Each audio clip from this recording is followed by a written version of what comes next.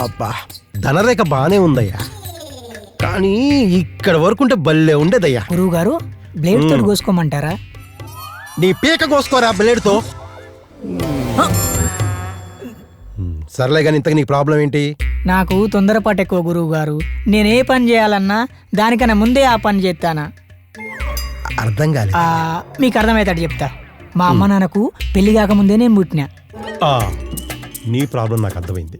దానికి మంచి సొల్యూషన్ చెప్తాను. ముందు నీ చేయి చూపించు. అట్లనే పెళ్ళై పిల్లలు పుట్టే యోగం ఏమన్నా ఉందయ్యా. 3 పిల్లలు. అదృష్టం ఏంటంటే అందులో 2 ఆడపిల్లలు. అవునా గురువు గారు? గురువు గారు పెళ్లికి ముందు పుడతారా పెళ్లి తర్వాత? వాళ్ళకి నీలాగా తొందరపాటు ఏం ఉండదు. అర్థమవుతుందా? అర్థమైతుంది. ముందు నీ జాతకం చూడు.